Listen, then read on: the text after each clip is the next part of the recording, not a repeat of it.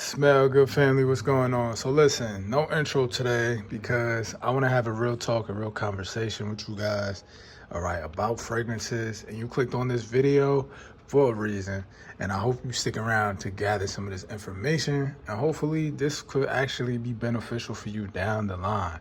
For anybody looking to start the collection, already have a collection, I feel like this doesn't get spoken on enough, and maybe because some people might be ignorant to the fact, but we got to have a real talk.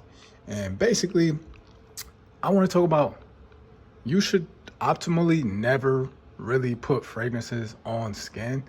I'm gonna be real, some people are gonna feel a way about that and disagree because the concept is fragrances are meant to go on skin. Not necessarily. Now, if you have something like this is not an ad either. This is by Oksha Parallel Extrait de Parfum. This is supposedly a vegan, all 100% vegan fragrance. Something like this, okay, you might get a pass, right? But even that, you got to be a little cautious with, right?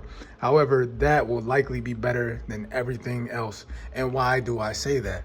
Well, you've never heard me on my channel at any review referred to probably putting a fragrance on skin that I can remember. Now, have I ever put a fragrance on skin? I've done it before, I'm not gonna lie, but it's not something I do on a regular. If I'm doing it, it's temporary. I test it out, then go wash it off. Why? Why am I doing that? Well, simply because you don't know what are in these fragrances. Like, although you might know, okay, it has alcohol, it's telling you it has rose, patchouli, and juniper berry, and all this other stuff. Truthfully, you don't know what other synthetic chemicals and things of that nature that they're putting in these fragrances. And the skin is the largest organ on the body. Therefore, anything you put on the skin will seep into the skin and go into, excuse me, go into the bloodstream.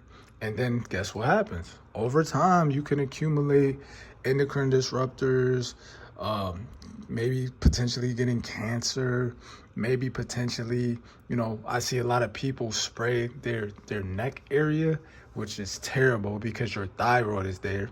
The thyroid controls everything that you don't have to think about. So blinking, breathing, heartbeat, regulating your temperature, and things in your body that are essential. Things you don't even think about. You just wake up and go about your day. And if you constantly spraying that area with fragrances, best believe you are interfering with your natural body's way of handling emotions and things that it does automatically, as far as breathing and blinking and just things in the body you don't even think about, you don't even know that are happening. These will disrupt them if you're continuously spraying the neck area, your skin. What I recommend, if you are going to spray skin, get you some black, get you some shea butter, get you something maybe like a Vaseline that you can kind of coat the skin with for the area that you're going to spray, and then maybe spray that area.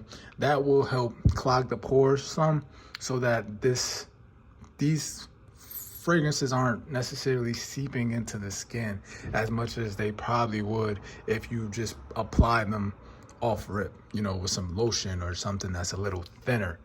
So I recommend, not doing it at all. But I'm saying if you are gonna do it, get you some shea butter or get you some Vaseline, which would probably be more ideal since it's thicker, and coat your skin with that first and then potentially apply the fragrance. All right, so I might not be the biggest fragrance reviewer, I might not be the best, all right, but if it's one thing I am, it's real, and I'm keeping it real with you, and I care about the health of the people. All right, so when you're putting this on your skin, just be mindful, think about that, right? Some of y'all not gonna care, gonna hear this and do whatever. Cool, you can never say you never was warned, because I'm telling you. All right, and again, not trying to spread fear. This isn't misinformation. You could research this stuff yourself. But there can be, in this one little bottle, for example, there could be 300 different chemicals in there, and you would never know. But all they're going to list is whatever is in there that's making it fresh. And they're going to list the quote-unquote natural ingredients and you might see 1 or 2 things that are lab made. But best believe, in order to get these things to last as long as they do sometimes and project, they have to use unnatural and some natural materials. It just is what it is. So take that information, do with it as you will. I hope this was helpful. Like, comment, subscribe. Definitely like if this was helpful to you. I appreciate y'all even stopping by to listen. We're gonna continue on with this. You're gonna see a lot of these type of videos down the line. Obviously, I'm still doing fragrance content, but I just want to keep at this because a lot of people need to hear this information, and hopefully more people will start talking about this information. You know, we just talk about smelling good, but let's genuinely get into health, right? What is good is smelling good if you got bad health, and we don't want our health to diminish for the sake of trying to smell good. All right, so I'm gonna catch y'all on the next one. I love y'all. Make sure you like, comment, subscribe. Peace.